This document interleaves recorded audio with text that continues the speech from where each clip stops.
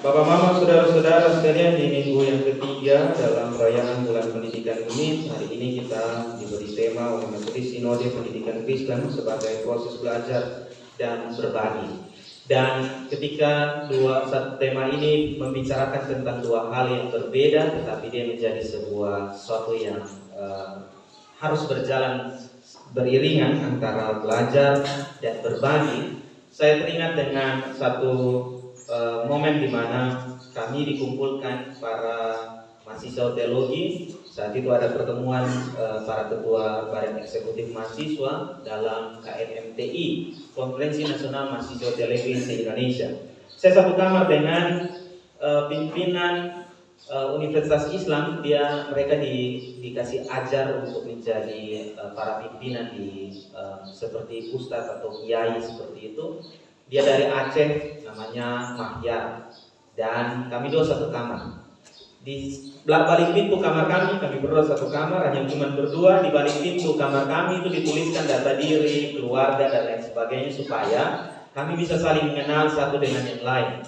Saya melihat riwayat organisasinya, ternyata bukan sekedar Badan Eksekutif Mahasiswa, tapi di bawahnya itu ada pengurus FPI, Front Pembela Islam. Waktu malam pertama kami tidur, ini baru kami ketahui setelah mau berpisah. Waktu malam kami tidur, ternyata dia tidak tidur, saya juga tidak tidur. Saya tidak tidur karena saya pikir-pikir ini FPI. Tiba-tiba saya sono betul-betul langsung dia tikam, berarti berat. Karena kami dua sama-sama calon pemimpin, saya calon pendeta, beliau juga calon pemimpin di masjidnya. Sehingga kami dua waktu malam itu beta hanya dengar ketemu bola badan, beta yakin bahwa ini malam ketemu tidur sama-sama. Kami berjaga-jaga karena berpikir bahwa jangan sampai ada yang berusaha menyakiti satu dengan yang lain. Sampai dengan 2 minggu kami berada di kamar yang sama, tapi kami masuk dengan sama-sama saling mencurigai satu dengan yang lain. Kami keluar dengan sama-sama menangis, dan kami menuliskan sebuah refleksi bahwa dimanapun tempat kami berada, di situ adalah sekolah, dan siapapun yang kami temui, dialah guru dalam kehidupan.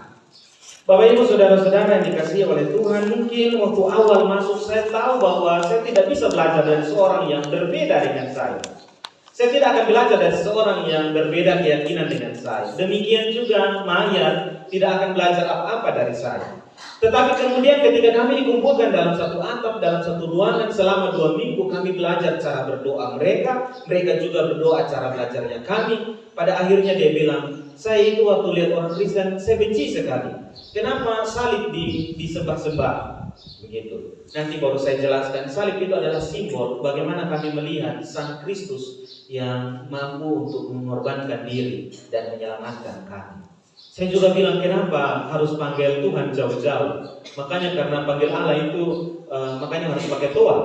Kalau kami kan panggil Bapa supaya dekat-dekat, jadi cukup bisik-bisik. Bahkan kita bilang masuk dalam kamar, tutup pintu dan kita berdoa. Kenapa harus pakai toa? Dia tertawa dengan dia bilang bahwa memang toa itu kalau di gereja dia bagaikan lonceng gereja dibunyikan untuk mengingatkan umatnya bahwa sudah jangan untuk beribadah. Bapak Ibu saudara-saudara sekalian, cerita ini mengingatkan saya tentang bagaimana Filipus menggunakan waktu seefektif mungkin ketika dia diutus oleh Allah untuk memberitakan firman Tuhan. Kita baca di bagian awal dari perikop kita hari ini. Filipus ada di Samaria, tempat di mana dia mampu bisa punya ladang yang luas untuk memberikan penginjilan, memberitakan kabar baik kepada orang-orang yang tidak percaya. Samaria dikenal sebagai bangsa yang tidak percaya kepada Tuhan, sehingga ketika Filipus ada di tengah-tengah kota, dia merasa bahwa dia sangat terberkati dengan pelayanan-pelayanan yang ada. Tetapi coba lihat ayat 26. Di situ Allah mengutus, ayat 26 bagian akhir. Di situ Allah mengutus dia ke tempat menuju perjalanan antara Yerusalem dan Gaza di jalan yang sunyi. Di jalan yang sunyi. Ini sama seperti teman-teman dari TLM yang di kota Kupang tiba-tiba diutus Tuhan datang di Rotendao. Yang kalau BBM angin lagi keras, maka BBM pun harga 11-12 dengan uang pulsa. Jadi kita tahu bahwa menempatkan seorang dari tempat kota besar lalu ke tempat yang sunyi, bagi Filipus pasti akan protes, sama seperti pendeta juga kadang-kadang diutus ke satu tempat masih picek. lokasi kira-kira ada listrik, ada air, aspal, kosone, dan lain sebagainya. Dan Filipus mengiyakan itu dengan semangat yang luar biasa. Dia pergi untuk berjumpa dengan Sida-Sida. Bapak Mama Sida-Sida, ketika kita baca riwayatnya di sini, kita tahu bahwa dia adalah ratu negeri Ethiopia dan dia menduduki posisi penting sebagai kepala perbendaharaan. Artinya Bapak Mama, dari sisi status tidak ada lagi yang dia butuhkan. Tetapi luar biasanya ketika Filipus berjumpa dengan dia ada dalam sebuah proses belajar. Dia membaca bagian kitab Yesaya. Kalau di bawah Alkitab kita ada tulisan kecil-kecil di ayat yang Yesaya 53 ayat 7 sampai 8 tertulis di sana. Dia membaca bagian itu dan Alkitab kita menuliskan tentang isi apa yang disampaikan oleh Yesaya kepadanya. Proses belajar itu ternyata bukan saja membuat dia semakin untuk menambah apa yang dia ketahui, tetapi justru membuat dia merubah cara pandangnya, bahkan juga menjadi pribadi yang mau memberi diri untuk percaya dan dibaptis di dalam nama Bapa, Putra dan Roh Kudus oleh Filipus. Sebuah perjumpaan yang tidak disengaja. Dia datang, dia berjumpa dengan Filipus, dia memberi tempat di keretanya, kemudian dia mendengarkan penjelasan Filipus tentang apa yang dituliskan oleh Nabi Yesaya 53 ayat 7 sampai 8, lalu kemudian dia bilang, saya percaya, dan akhirnya dibaptis. Bapak Ibu saudara-saudara sekalian, kalau kita melihat ini rasanya cerita seperti sinetron, ya, ini seperti sinetron yang kita biasa nonton, Azab dari Kubur dan lain sebagainya. Seakan-akan terlalu indah, tapi saya ingin untuk kita bersama-sama melihat bagaimana cerita ini memberikan kita semangat untuk terus berproses dalam belajar dan berbagi. Bapak Ibu saudara-saudara sekalian, kalau menjadi Filipus, maka kita pasti akan memperhitungkan siapa orang yang akan kita jumpai, seperti apa kondisi, dan juga apa yang bisa kita hadapi di tengah jalan. Terlalu banyak pikiran yang membuat kita kadang-kadang untuk memutuskan sesuatu terlalu banyak pertimbangan. Ini saya ketemu dengan dia, caranya seperti apa, bagaimana bicara dan duluan seperti apa. Tetapi Filipus ketika tahu bahwa Allah yang mengutusnya, dia pergi menggunakan apa yang ada pada dirinya untuk menjelaskan sesuatu dengan baik kepada Sida-Sida itu. Bapak Mama saudara-saudara sekalian, waktu mengajar sekolah minggu, saya kalau anak sekolah minggu pernah tanya, Bapak Pendeta, kalau Tuhan bilang berdoa itu harus masuk dalam kamar, tutup pintu lalu berdoa, kemana dengan kami pun keluarga yang sudah pernah berdoa? Jadi saya tanya, bilang kakak pun keluarga kenapa sudah berdoa? Karena kami pun pintu rumah belum ada, sehingga kami sudah bisa berdoa. Bapak bilang, saya tanya Bapak kenapa? Bapak Pendeta bilang kita harus berdoa keluarga malam-malam. Bapak Pendeta bilang Bapak ajar bilang, karena di Alkitab itu tulis bilang sudah harus ada tutup pintu, sedangkan kita pun pintu kosen belum jadi kita sudah pernah berdoa. Bapak pun pemalas, tapi bikin anak salah pengertian, dan itu dia akan bertumbuh dengan pengertian seperti itu. Ada banyak hal-hal yang bisa disalahgunakan Bapak Mama, sampai dengan ketika Sida-Sida ini minta pengertian, saya tahu bahwa dia mengakui keterbatasannya. Walaupun posisinya cukup tinggi, dia harusnya tahu bahwa ini beta harus jaga image. Beta harus mampu mempertahankan beta posisi sebagai pembesar negeri Ethiopia. Tetapi ketika dia belajar tentang firman Tuhan, dia merendahkan diri untuk belajar, memberi diri untuk bagaimana dia belajar dan mengisi dirinya supaya dia bisa jadi berkat bagi orang lain. Bapak Ibu saudara-saudara sekalian, dari sini kita belajar bahwa proses untuk belajar adalah proses untuk mengisi dan memberi sesuatu kepada kehidupan bersama-sama dengan kita. Filipus memberikan sebuah gambaran bahwa di mana saja keadaan seperti apapun, kita dituntut untuk memberi sesuatu, memberi sebuah pemaknaan kepada setiap situasi-situasi yang ada, memberi sebuah pemaknaan akan hidup, memberi sebuah pembelajaran akan hidup, di mana kita tinggal bersama-sama dengan orang lain. Tetapi dari Sida-Sida itu, kita belajar bagaimana kita merendahkan diri, belajar sebaik-baik mungkin untuk membekali diri. Suatu saat nanti Tuhan utus kami utus kita untuk memberikan sebuah pemahaman, pemaknaan juga bagi orang lain. Kalau anak-anak diajarkan yang salah, dia akan tumbuh menjadi pribadi yang salah pengertian. Itu termasuk di dalamnya biasa guru-guru sekolah minggu bahwa anak-anak Yunus ditelan oleh ikan apa Bapak? Ikan hiu. Wih, ini tambah gelap ini. Ini rasanya saya gagal jadi pendeta di sini. Kalau sampai ada yang jawab ikan hiu, ikan paus. Ya, Alkitab tidak tulis ikan paus. Itu salah sekolah minggu tempo dulu. Jadi Alkitab tidak pernah tulis bilang ikan paus atau ikan hiu. Dia tulis bahwa ikan besar. Ini nih yang kadang-kadang guru sekolah minggu takut jelaskan karena guru anak-anak tanya bilang besar seperti apa? Besar sekali. Iya, yang seperti apa?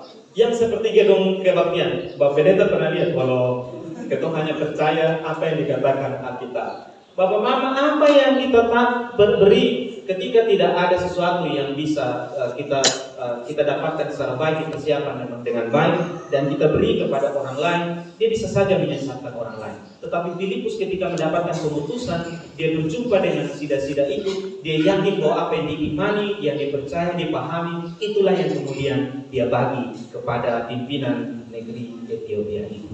Jadi Bapak Mama, kita belajar proses untuk belajar, tetapi juga ingat untuk berbagi. Hal kedua dalam bagian bacaan firman ini Bapak Mama, kita belajar tentang bagaimana kita menempatkan diri untuk menjadi orang yang terus belajar sebagai seorang manusia.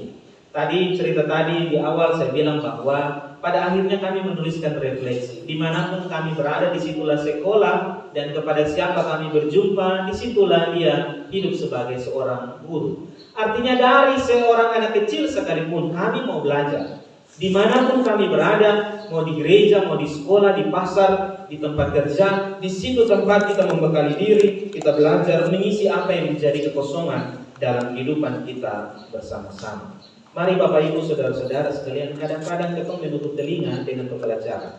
Anak-anak muda sekarang kalau orang tua nasihat, itu dong muka di lari lain, dong punya telinga lari lain. Kalau tempo dulu orang tua nasihat ketong menghadap lurus-lurus. Kalau soalnya kayu naik di betis. Sekarang sudah ada kekerasan terhadap anak-anak dalam rumah tangga, tetapi kemudian membuat anak-anak kadang-kadang tidak menghargai nasihat. Jangan sampai mereka hidup menjadi orang-orang yang tidak menghargai firman Tuhan. Bapak Mama, saya melihat banyak-banyak di media sosial orang membagikan. Ada satu status bilang begini. Orang-orang pemabuk tidak akan duduk dalam kerajaan Allah. Di komentar di bawah tulis bilang, Neo, kami sudah duduk, kami berdiri saja baik. Bayangkan, Bapak Mama. Alkitab pun kata-kata kalau dia main gila di bawah, seakan-akan bahwa itu sesuatu yang bisa diplesetkan buat dilucu-lucu. Dan di sini Bapak Mama kita mempertontonkan bahwa firman Tuhan sedang diplesetkan, sedang dibuat sebagai lucu-lucu. Padahal Timotius bilang bahwa firman Tuhan itu dipakai untuk mendidik, menyatakan kesalahan dan sebagainya. Bapak Mama Saudara-saudara sekalian, sida-sida ini memberi waktu untuk belajar supaya dia tahu bahwa apa yang dipahami, dipercaya, karena itu kemudian dia minta untuk dibaptiskan. Artinya bahwa sepanjang kehidupan kita, mari kita belajar bersama-sama. Siapapun kita, dimanapun kita berada, di sana kita belajar membekali diri. Soal usah perasaan, soal usah malu. Apalagi kami sebagai pendeta tanya, kira-kira ini arti apa di jemaat? Nanti jemaat tiba-tiba bilang, tiap hari dong baca Alkitab, tapi contoh apa-apa. Bukan begitu. Ada saat di mana kami belajar, ada saat juga di mana kami harus berbagi dengan Bapak Mama. Hal yang terakhir Bapak Mama dalam bagian bacaan firman ini, ada yang menarik dari cerita akhir ini. Ayat 39, dia bilang begini. Dan setelah mereka keluar dari air, Roh Tuhan tiba-tiba melarikan Filipus dan sida-sida itu tidak melihatnya lagi. Ia meneruskan perjalanannya dengan sukacita. Perjumpaan di mana ada proses saling belajar dan berbagi harus membawa seorang pada sukacita dan syukur kepada Tuhan. Ya, jangan sampai kemudian perjumpaan yang kita bangun bersama orang-orang lain, berjumpa dengan orang baru, berjumpa dengan situasi yang baru, tapi justru membuat kita kehilangan sukacita. Ketika ada firman diberitakan, di sana harus ada sukacita dan kebahagiaan. Bapak Ibu Saudara-saudara sekalian, merupakan sebuah sukacita ketika kita mampu mengambil bagian dalam sebuah pemberitaan. Bukan serta-merta harus dalam khotbah, tetapi dalam teladan hidup, dalam bagaimana kita membangun kehidupan kita bersama-sama dengan orang-orang di sekitar kita. Kita belajar baik-baik bukan supaya untuk kita diberkati oleh Tuhan, tetapi adalah sebuah sukacita ketika kita mampu berbagi sesuatu dengan orang lain, mampu berbagi sesuatu yang mampu kita lakukan bagi orang lain. Bapak Ibu saudara-saudara sekalian, jangan sampai kemudian ketong menjadi orang yang sembunyi ketong pun talenta. Nanti sang pemilik talenta itu datang dan tanya, talenta yang diberi 1 atau 2 sudah berapa? Kita bilang takut, orang curi takut habis dari ketong sudah berdaya gunakan itu. Nanti Tuhan bilang, nyahlah kau dari hadapan. Bapak Ibu, kita diberikan talenta masing-masing. Mungkin sama banyak, berbeda satu dengan yang lain.